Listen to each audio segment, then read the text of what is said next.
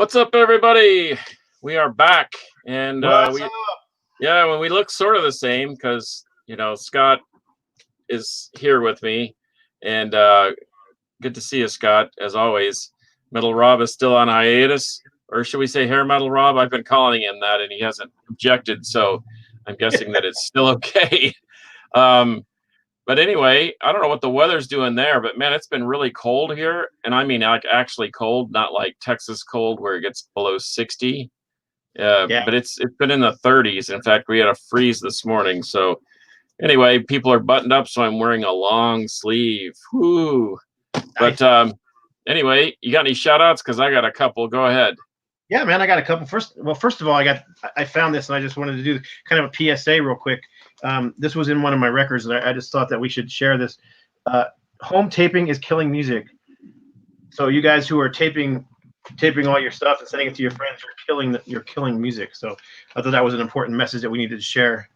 We used to see that back in the day, huh? I think that was started by Venom, wasn't it? Yeah, it was actually an old Samson record, and I pulled it out. I'm like, that's hilarious. Yeah, I actually did something like that on a War Beast record. I said, something about taping or piracy is killing the music business, and so is War Beast. I don't know, something like that. It was kind of fun. But anyway, I looked that up. I like it. We had Steve Gaines on the show a few 2-3 weeks ago now, and a few weeks ago. I just had mentioned that I missed out on this when he was selling it at the Metal Swap Meet, and he managed to find another copy for me. So there it is. Awesome. I might have to get a. Speaking of taping and killing the music business, I might need to get a taped version of that from you. Now, speaking of old school, I had the rare opportunity. I think things are returning to normal in the world, but I could be wrong. But I had the rare opportunity to see Hellstar, the mighty Hellstar, Aska, killer DFW power rock and metal band, and the Rick Perry's new project. Rick Perry of Gamma Side fame and War Beast and Puncture and Warlock. He's got a new, he's called it's called Iron Jaw, and it's bad to the bone. It's killer heavy metal. It's like a speedy version of Saxon meeting Judas Priest.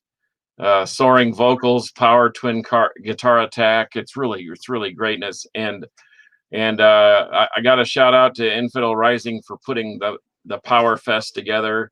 And there was a really strange, well, I say strange, this was as if Michael Monroe had a grandkid he didn't know about. He was the first act, James Norton. So many props to those guys for coming out and actually playing a live show. I think people were a little trepidatious. I talked to George Call from Aska today. He said it was a weird vibe because it seemed like people were afraid to sort of yell and scream because they didn't want to spread germs throughout the world. But I noticed that by the time Hellstar played, that there was a fairly sizable headbanging pit at the first row, and nobody was socially distancing. But we had the blessing of the mighty James Rivera that nobody would get sick. So anyway, thanks to those dudes, and thanks for Trees for having that event. And it was rainy and cold and nasty, and then there was still about 150 people that showed up. So it was really awesome. Two of my favorite metal vocalists in those two bands, George Call, who I think is one of the most underrated vocalists ever, between Aska and Banshee and Cloven Hoof. Fantastic. Oh, yeah. And if you haven't heard Emerald, you need to check them out too. And then, and of course, James Rivera, who I put on the same level as guys like Halford and Dickinson and Tate and those kind of guys. Yep, I totally agree with you. In fact, might have to have you over to the house because maybe Aska is considering playing the Casa de Carcas for a live feed. So kind of like the Forebode thing. So anyway, we'll have limited guests, and because that this is a secret hideout and everything. But anyway, so cool, man. So this is episode 74, and we've tossed around a few ideas, and we are going to talk about our favorite albums, our absolute favorite albums. So I picked this one. Well, I'm glad I have a stack because I could go all day after Master of Puppets on Metallica. Well, we're going to talk about Yeah, records that metalheads love to hate, but maybe they shouldn't hate them. maybe. So go ahead and start. I mean, while you open the can of worms. You go ahead and fish with them, man. Uh, I bought this as a new release. I mean, I didn't hate Load and Reload and all those albums and the Black Album, stuff like that. But this album, I bought it as a new release, popped it into my CD deck in my car, and I'm listening to it, and I'm like, when's the album going to start? Because I'm thinking that this weird intro with this like bad sounding drums and everything is just like an intro, and it never stopped. It never went away. I was like, this has got to be a joke. This cannot be the new Metallica album.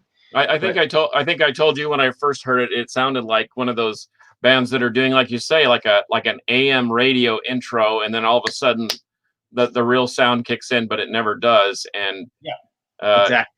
so no props to Lars's drum tech for not turning on the snare on this whole record. So what can I say? It's just a bad recording. It's missing guitar solos where there obviously should have been guitar solos because it was during that time when it was uncool to play guitar solos. Oh yeah. But I mean, I think the songs could have been okay had they had a proper recording and some proper guitar work in them. But yeah, it's just what I tell you what saves that thing for me. What's up, Isaiah? It's what saves that thing for me is I have a promo copy that has a DVD where they basically play the whole thing, and it sounds great because they're playing it live, and it's not this monkey business in the no offense, monkey butt, but it's now no monkey business in the studio with the snare off and what have you. It's an actual live studio recording. So that's the only thing that saves it. That's the only reason I keep it. But well, I don't know if you knew, but in the original recording, which I still have, this is the original pressing. It came with a DVD as well. yeah, that's it. Yeah, the DVD sounds far better. Yeah, that's what you're talking about. Yeah. The DVD sounds far better than the CD. But that's the only thing. That's the only thing that saves it for me. I really can't. We're trying to show albums that we could actually somewhat defend that most metalheads hate, and there's just really no defense for that album, in my opinion. Yeah, you're probably right, but the only reason you can defend it is if you listen to the live DVD. So I don't know if that counts or not. But like I said, like I told you earlier this week, I could go all day on anything after Master of Puppets because I just. And as I go back and reflect on some of those, like I can actually tolerate the Black Album. I can actually tolerate Injustice for All because I have the Japanese pressing that actually has better mastering and a bass tone in it. So I why they did that originally, I don't know. But anyway, so I've got some real creepers. I decided to go off onto the dirt road off the main highway here. So you want me to go next? Sure. Okay. Well, we had talked about this Exodus and their little soiree. I guess some people might think this is their load and reload. I personally don't think that's the case at all. In fact, originally I was gonna tout the re-recording of Bonded by Blood. I know some metalheads hate the fact that they've done that and they won't even listen to it, but I think that they're losing track of the big picture because part of the reason that Bonded was not exactly a roaring success, although musically I think it's great, was just the production was so horrible. So I actually broke that one out and was going to present that, and for whatever reason I can't find it. But people like to hate on Impact is Imminent. This to me might be their best record from start to finish. It may be a little long, but there are some just killer songs. Yep. Thrash Under Pressure, Objection Overruled, Impact is Imminent, AWOL, Lunatic Parade. Come on, man, we're all in the Lunatic Parade. And that's a fantastic song. And this Force of Habit, it's a little corrosion of conformish, corrosion whatever of conformity-ish, but it's pretty good, man. And I think that if you just wave it off, you're probably missing something. What else do you got?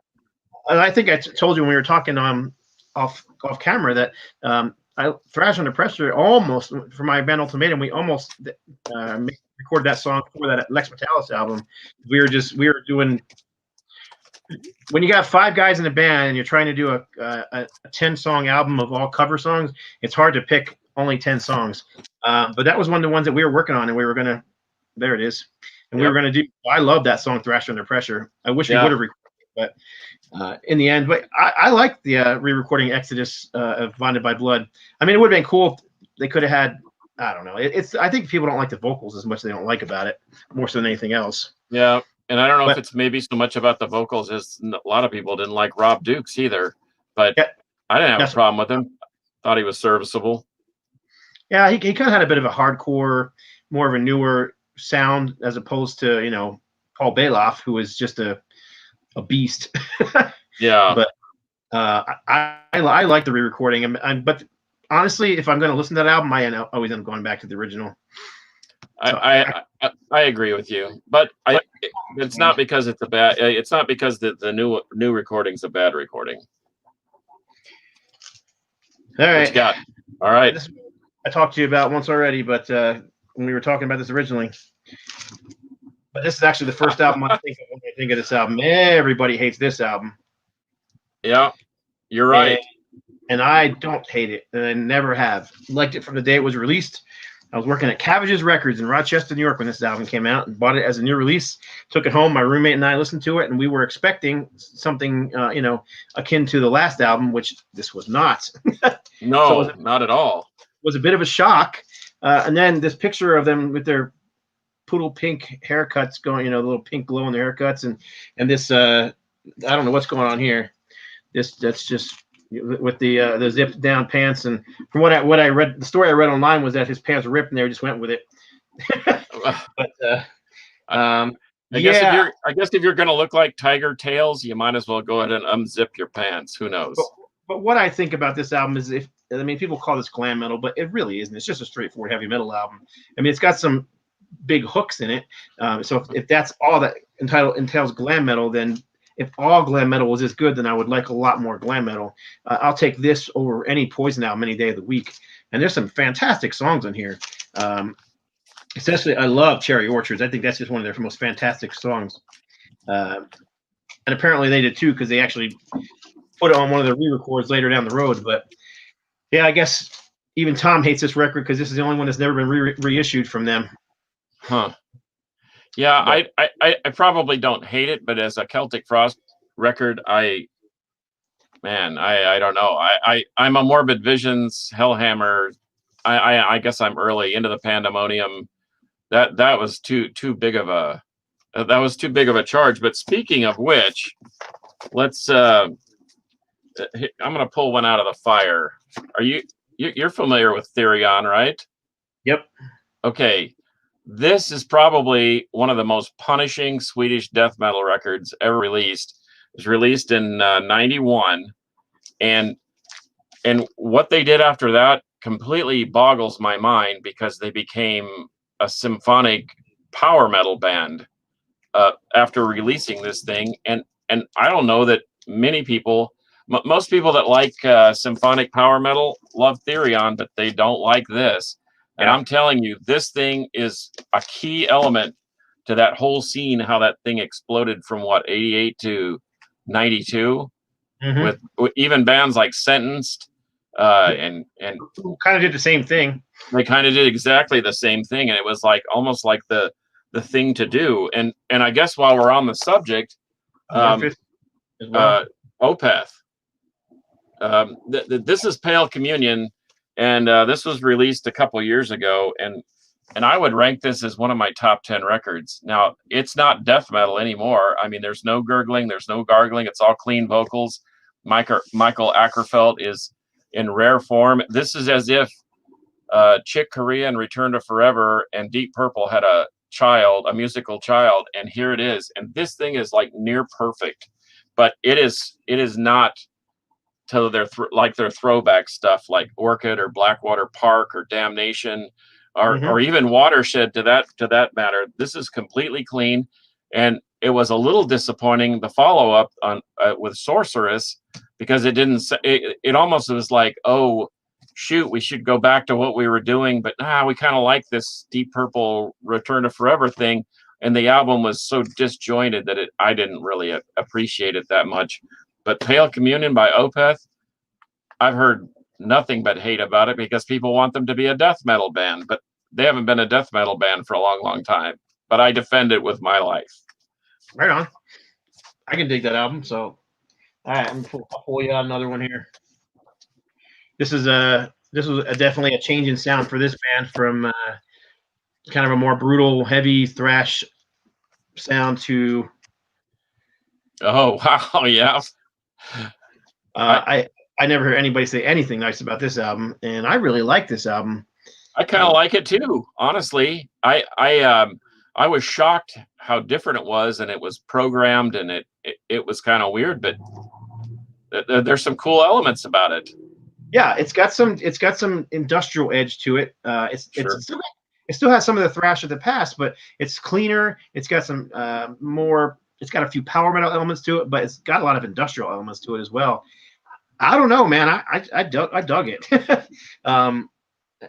I liked it when it came out, and I still like it today. And I never could understand why people hated it so much. I mean, I guess if you want, the first 3 albums again, then that's why you hate it. But I mean, this was what, mid '90s when this thing came out. Yeah. I think they were just following the trends of the time, or just trying to find a sound. Yeah, because I mean, they were repeating themselves, and they were repeating themselves to their own grave. So they were trying something new. I guess people didn't think it worked. I thought it worked well. Yeah, I kind of dig that record. Is it a great creator record? Yeah, probably not, but it's a good record. I mean, if you want to make the argument about Load and Reload and all that other Metallica stuff, I mean, those are good, solid rock records, but are they a great Metallica record? Yeah, but I like Renewal, and I have it in several formats, and I enjoy it every now and then. It's probably not one that I'm listening to once a month. But still, I do pull it out once in a while, give it a spin, and I always enjoy it. So, like you, I think I own it on CD, cassette, and vinyl. Yep, I do too. All right, now I'm going to pull. This is a heavyweight, and I'm going to pull this one out of the fire because this is like a tale of not just 2 bands, but like 4 bands, all with the same name. Now, as we all know the history of Black Sabbath, and we kind of all agree that they're sort of the grandfathers of heavy metal. Can we just throw that out there just as a talking point? I know that by the time that they got to doing these, that they were not well liked.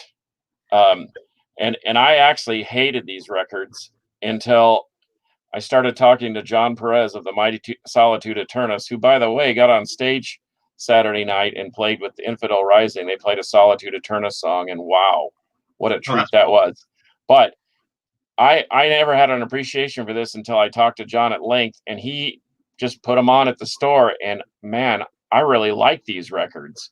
Now, are they Master of Reality or Volume 4? No, not at all. But they're still good. They're good records.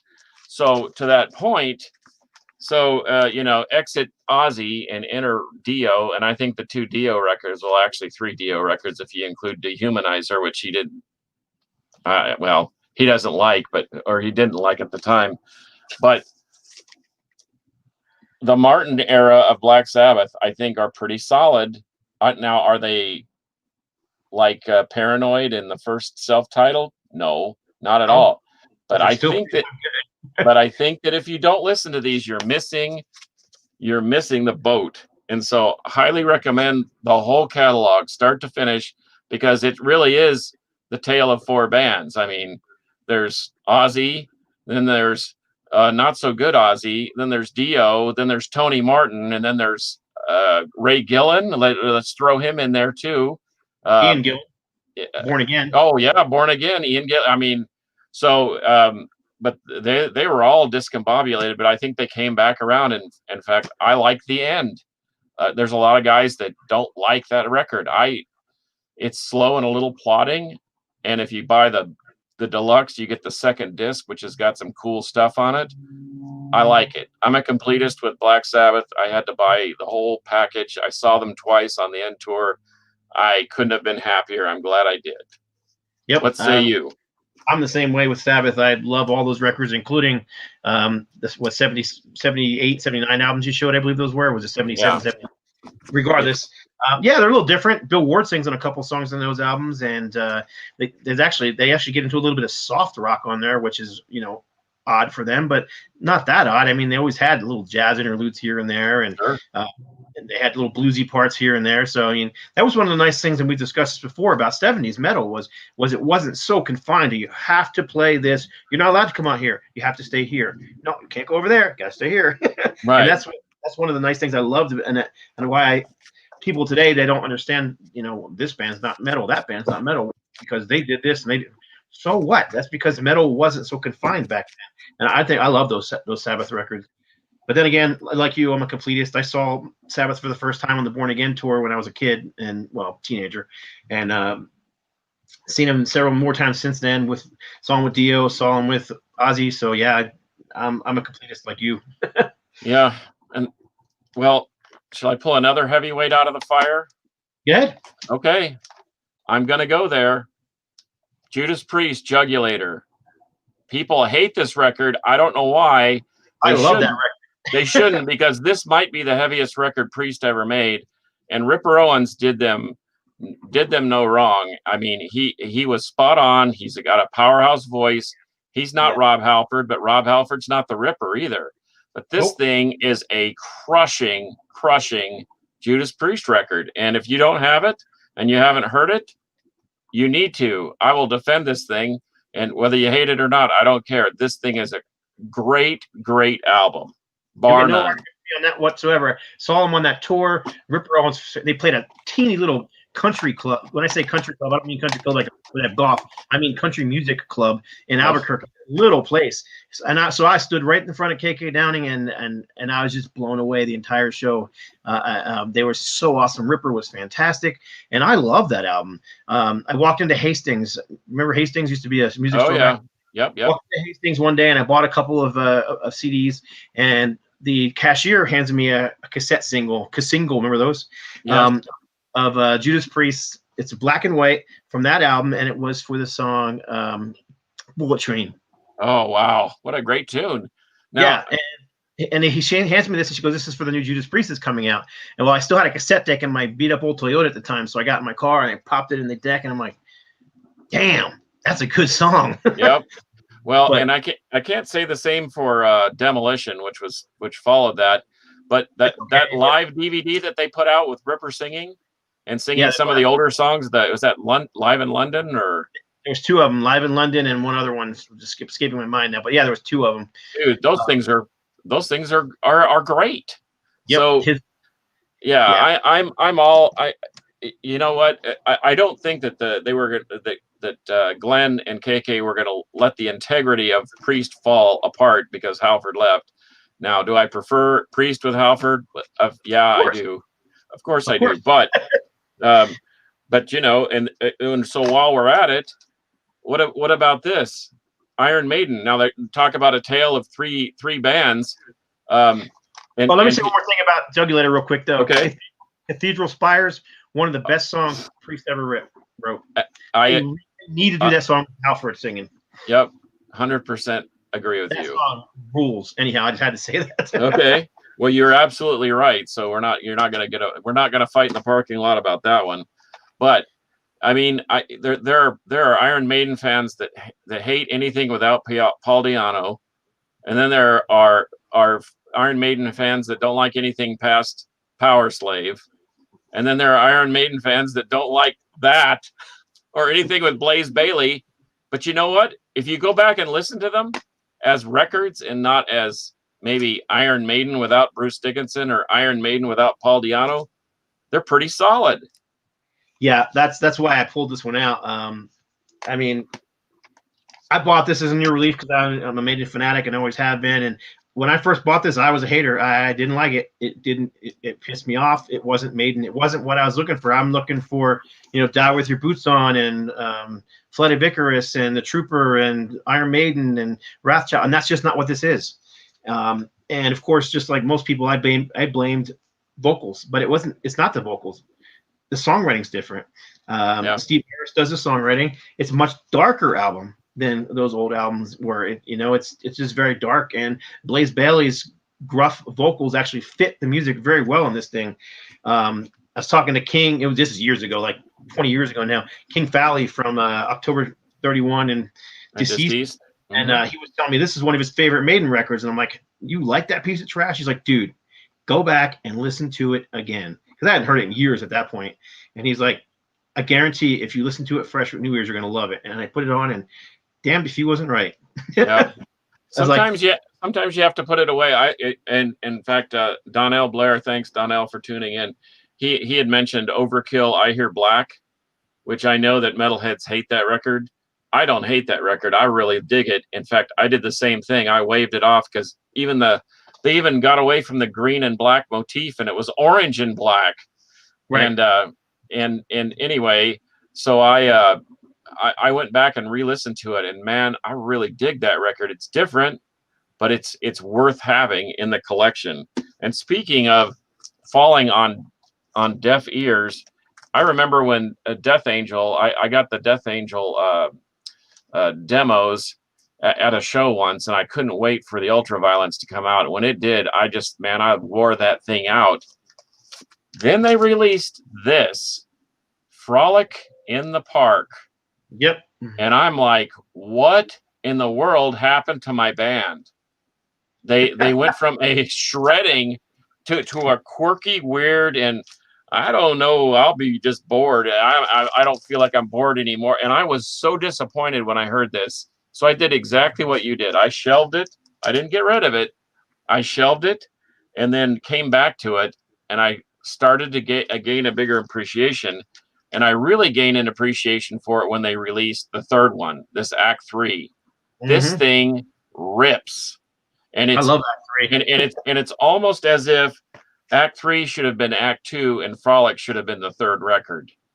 It's almost like they jumped ahead of themselves, but I really dug that. But when you ask people about Death Angel, what do they tell you? Ultraviolence. Yeah, Ultraviolence is the best thing they ever recorded. And yeah, bar none. And then they stopped talking about it.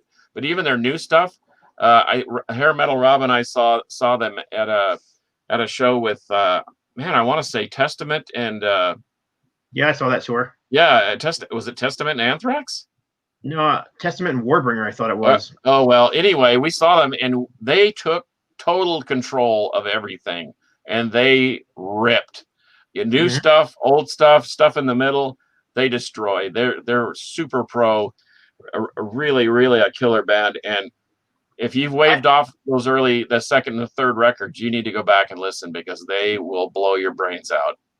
See, I liked the second record when it came out because, first of all, I was still a huge Kiss fan at the time, and they did a Kiss cover. Yeah. So I'm like, that rule. Cool. I thought On Board was the most fun punk thrash song ever. Yeah.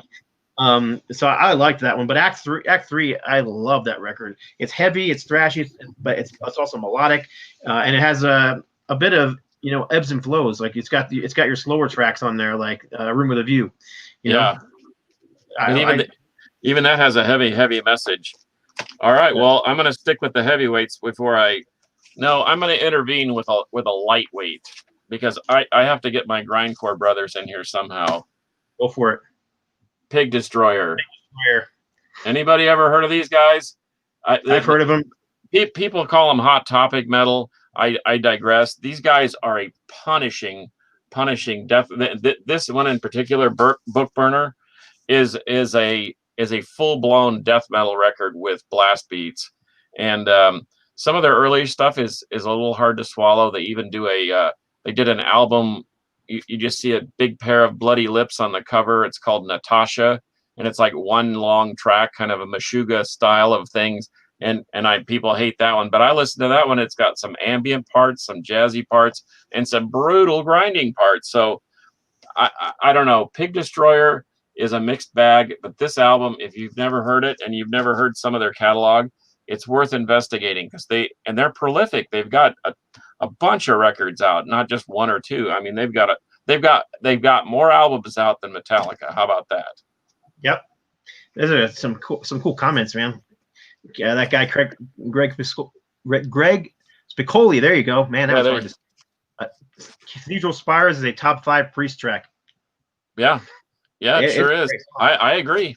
And then he also said, Overkill don't have a bad album. They are the AC/DC of thrash. He's kind of right. He is kind of right. And by the way, he was kind of the front man MC of that Power Fest on Saturday and did a great job. So Right on. props to him And for Metal tuning Band, in. what's up, Metal Band? Metal Band's a buddy of mine, so he's on here making some comments. But he also said Cathedral Spires is a killer song. So Yeah, I got one for you. This is okay. one of those ones where they changed vocals and again changed vocals and their sound, and everybody hated it when it first came out. You know what? I circled back on that record and I really dig it. I think John Bush is a phenomenal vocalist. And yeah.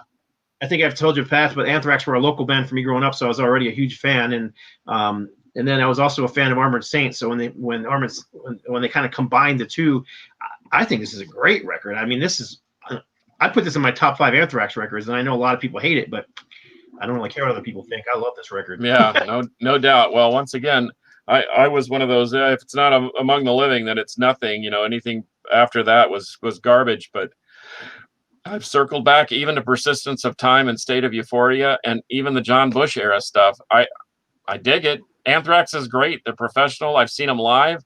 Whether they're playing old songs or new songs, they still rule. And so yeah, I can't argue with you. We're not arguing. I thought we were supposed to argue about why we hate these records, but I don't understand really why people hate it, other than the fact that it doesn't sound like it's not different. It's just different. It's not bad though. That's the thing. It's not like this. I mean, I just don't understand the hate. And I've heard people call it their grunge record. And that I really don't hear. No, I don't hear that either. I just don't get it, the hate for this record. But I like the Bush era. I like all the Bush era stuff, even the stuff everybody else seems to hate. So I'm not saying it's all that stuff is my favorite records by them, but I just think it's better than people give it credit for. Well, here's another band that was like a tale of two bands. Carcass. Those first several records were just nothing but gurgling and gargling, reek of putrefaction, symphonies of sickness. And then this came along, and this is Necroticism Descanting the Insalubrious. And they added Michael Amott, who was from Carnage at the time, and who I think added some melody and some heaviness to the band. And I love this record. This is probably my favorite Carcass record, and I'm Carcass John, so I hopefully that has some validity with folks out there. But this thing is exceptional, and it's got a great combination of heart work and reek of putrefaction, which I think is very interesting, and coupled with all those little snippets from medical lectures and so forth, is really, really an interesting record. And I think some of their newer stuff is kind of hearkening back to this era, the Descanting the Insalubrious record. And so and they're about to release a new EP or something. I saw. Yeah. And so I can't wait to hear it. I've heard a snippet from one song, but Carcass, I know people that say Carcass lost it when they added Amott and it became basically heart work. I mean, I know people don't like heart work. I heard it. I don't give a crap people think about it. No, I love that record, and even Swan Song has some great songs on it. Yep. I don't. People don't like it, and I like it. Yeah, I like their whole catalog, even the gurgling and gargling, as poser Mark in Houston would say. But once again, I got to defend it because there's no reason to hate this thing, and I don't hear why you would hate it. It's great. It's a great death metal record. Yeah, it's funny. It might be right behind me. If it is, I'm going to show it. But I almost pulled this band, and I was like, I wonder if he'll pull it. Where is it? Where am I at? Here we go. Here's a band people love to hate, and I should have grabbed the vinyl version of one of these, and I don't get it because I actually like this band, but. Oh man, I was talking to Daniel Sawblade Shaw down in Houston, great artist and friend. And we were talking about the Chris Barnes era of Cannibal Corpse, and he's at first he didn't want anything to do with George Fisher, because he liked George Fisher when he was in Monstrosity, but he did not like the Cannibal Corpse version of George Fisher. And then when he heard 6 Feet Under, all of a sudden Corpse Grinder became apparently a better vocalist in Cannibal Corpse. So he's learned to appreciate Cannibal Corpse with George Fisher as opposed to Chris Barnes. But I like the heaviness of 6 Feet Under, and that one album that you have in your hand is particularly good. But I don't know. We might go to the parking lot and fight. See, I even enjoy stuff like this, the Graveyard Classics. Yeah, I do like that too. I think it's kind of cool. I do. 3 or 4 volumes of that thing now, and they're kind of fun. I really like when they do a Thin Lizzy cover and doing Boys Are Back in Town, and that that's just freaking awesome. What's the album that's got War Is Coming? Is that 13 or is that? No, that's this one. It's Warpath. Warpath, man, I really love that song. That's a heavy hitter, and so they may just get a pass just because of that song. I really love it. To me, I call them grunt and grind. That's just kind of their sound, just simple, straightforward grunt and grind heavy metal. And I always dug them, but I know a lot of people hate 6 Feet Under. Yeah, I don't hate them. In fact, now that you talk about them, I'm going to probably pull them off the shelf and listen to them. Yeah, I almost pulled them. And hopefully that's what our discussion does, is it causes people to actually delve into it a little further and maybe jump over the fence that they've built for themselves. Speaking of jumping over the fence, how about this? You know anybody that doesn't like Stryper? I love Stryper, so you ain't gonna get any arguments from me. I'm a Stryper fanatic. Well, and man, I used to, and maybe it's because of the whole connection. And see, I started thinking about why people don't like bands for whatever reason, like Guns N' Roses' Appetite for Destruction. I can't argue with the greatness of that record, but I can't stand Axl Rose. I just don't like the guy at all. And does that interfere with my desire to sort of explore their catalog? It absolutely does. But I can't argue with the greatness. And I was having a political discussion with a friend of mine, and I kept telling him, you can't hate the messenger. You have to look at the product. And so I have to take my own advice. And I actually listened to some old, like the Spaghetti Incident and some other Guns N' Roses. Even the Chinese Democracy. They're not bad. They're just weird Guns N' Roses records. Yeah, they're just not. Even Use Your Illusion. I think that could have been an album that was as great as the first album had they condensed it down and just to one record. One record, yep. Yeah. But anyway, even when Axl was singing with AC/DC, oh gosh, I thought I was going to hate AC/DC forever. And our buddy Henry at Born Light Records had a couple of the import copies, special import copies of Axl Rose singing with AC/DC, and I'm like, he's actually pretty good. It actually sounded all right. So I couldn't hate the messenger. I had to look at the message, and I really dug it. Recording an album with him, though. I'm glad they went back with Brian Johnson again. It just, at this point in their career, bringing Axl Rose in and getting rid of Brian Johnson and recording an album would have been well. and man, I'm telling you, this thing is a punishing record. There is not a bad track on it, and of course, listening to it. Does mine not light up anymore? Oh wow, doesn't light up anymore. But anyway, yeah, I'll change the battery out. All right, I have another one that's one of those. Not really much of change in sound in the band, but a change in the vocalists, and everybody hated it. Accept, Eat the Heat. Dude, I love Accept. I love the new Accept. I think they're more. Should I dare? I'm just gonna say it. I think they're more of a solid band now. They seem a little less fractured and disjointed, and with Mark Tornillo singing. Yeah. Now because this album had David Reese, and David Reese is a powerhouse vocalist. Yeah. But people wanted Udo when this came out, and it just wasn't Udo. And Udo and UDO sounded more like Accept than Accept sounded like Accept with this album. but there's still some great songs. You ever heard the song Ecstasy off this album? No. XTC. It's freaking fantastic. I mean, it's just a great Accept song. Matter of fact, Udo went and recorded a cover of Ecstasy on an Accept.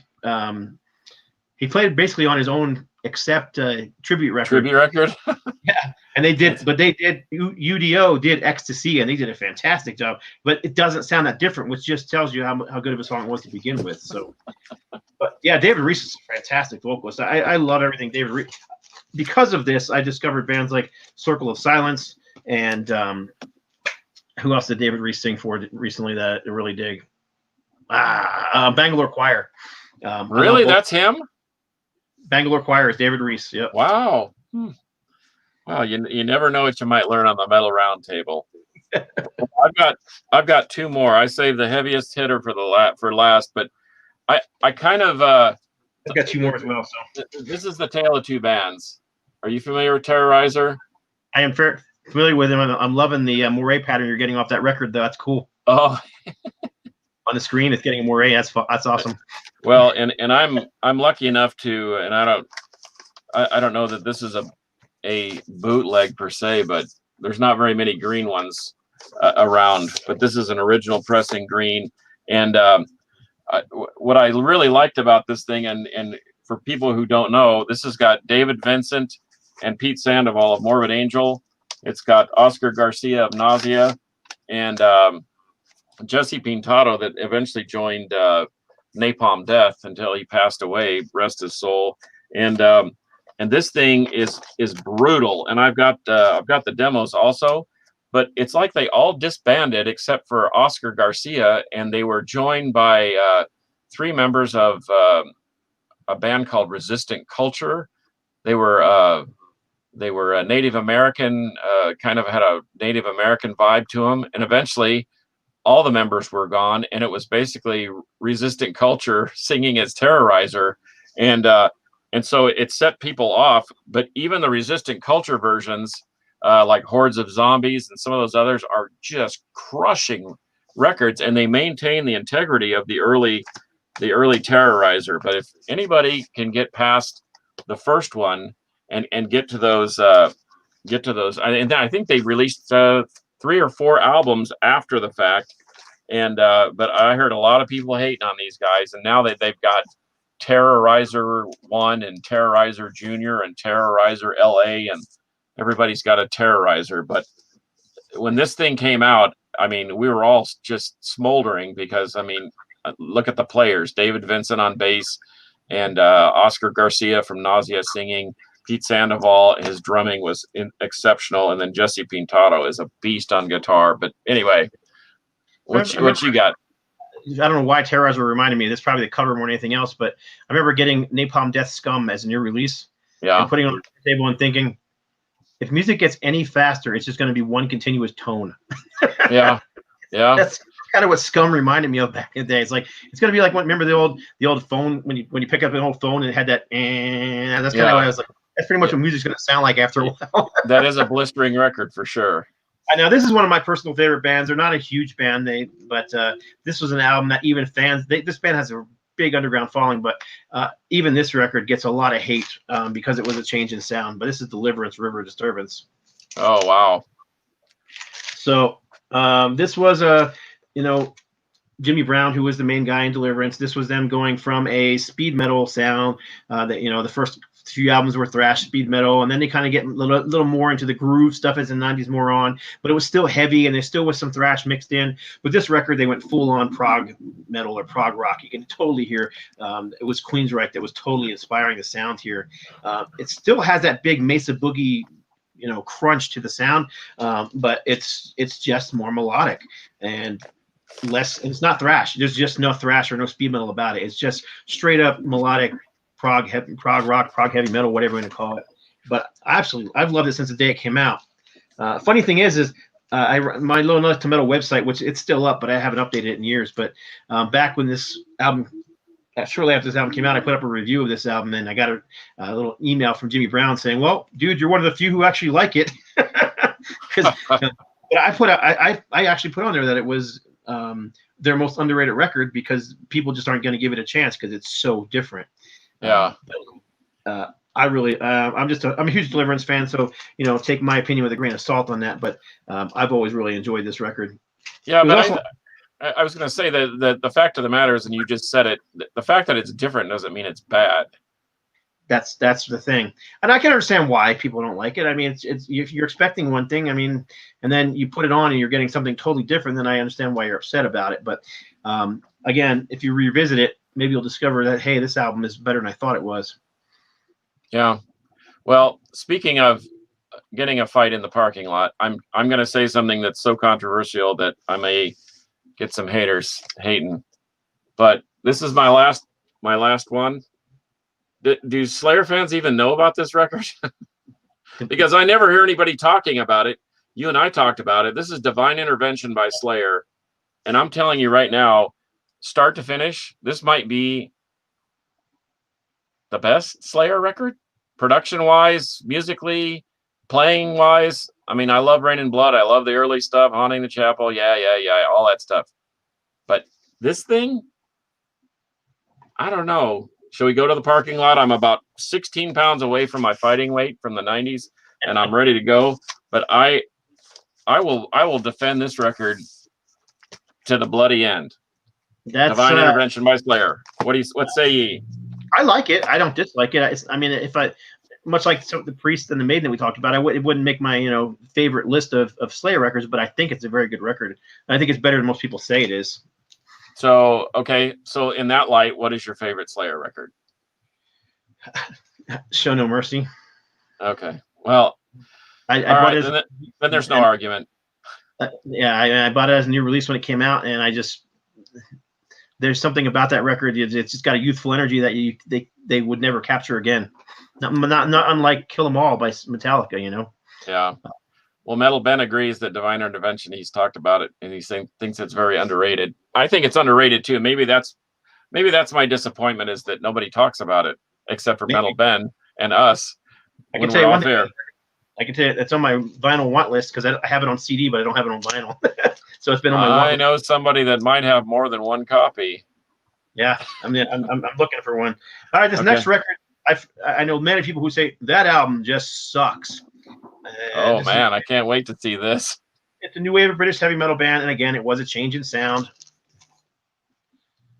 Diamond Head, Canterbury. Yeah, it's definitely a different sound from the singles and the albums and all the mess that preceded it. Right. But this was their big label debut. This was them wanting to be Led Zeppelin. Really? It looks like they want to be Machine Head. Like that cover looks like The Blackening. Anyway. Yeah. It was their. I mean, it is more commercial. I even remember Metallica talking about this album, how Diamond Head was a huge influence on us, but they're not anymore. That album sucks. And that was back in the day, back in the 80s when they were saying that. But I'll say something like you just said about Slayer. I think Out of Phase on this record is one of the best Diamond Head songs ever. And if Metallica had recorded a cover of it, it would have been just as big as because what have they done? 3 or 4 Diamond Head covers over the years. Yeah. But anyhow, I love this album. It is more melodic, much like this one. It's different, but I still think it's good. See, when we talk about stuff like this, it just makes when you say it's more melodic and it doesn't sound like Diamond Head, it makes me want to go listen to it because I want to hear what you're hearing. So hopefully that'll help some of our listeners out there that they'll want to do the same thing. But yes. Wait a minute. I have one more. I have one more. Go for it. Have I already mentioned this one? Pantera? Oh, no, you did not. I had to throw some Texas metal in there.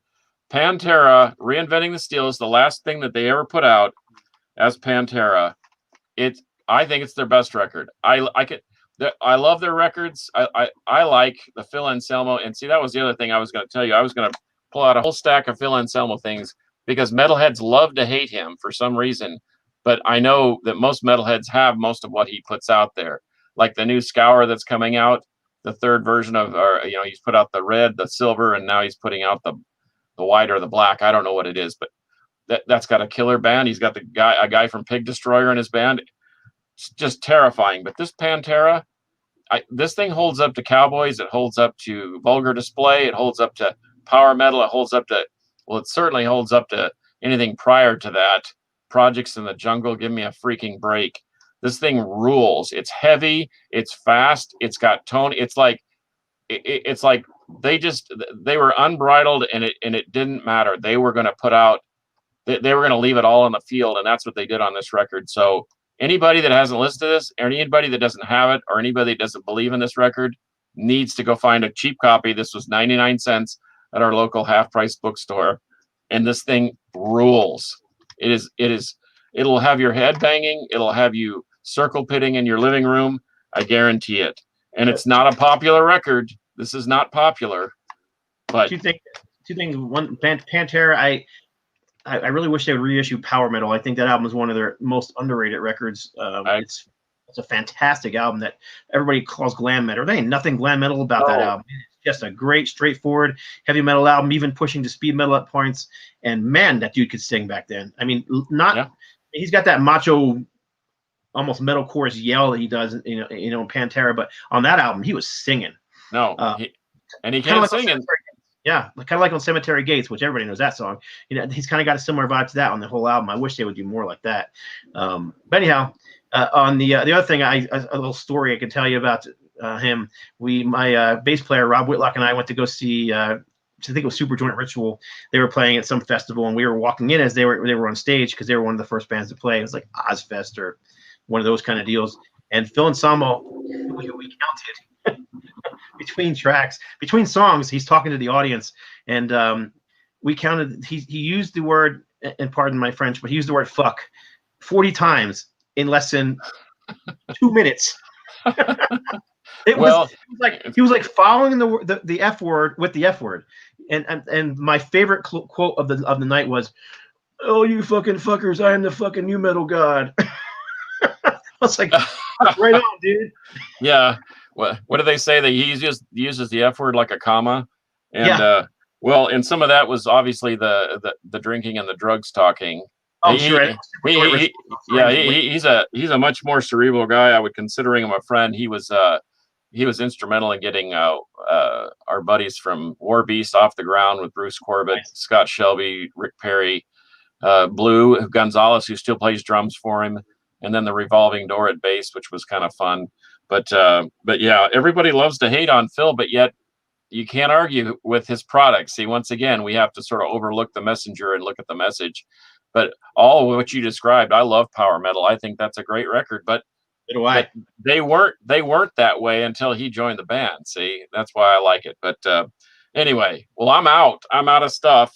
Me too. Was more than 5 each, and and I appreciate you filling in again. And this has been kind of fun having a little different vibe. I know Rob's going to probably jump in and join us. We've got some guests lined up. I think we're not going to tip our hand until they happen.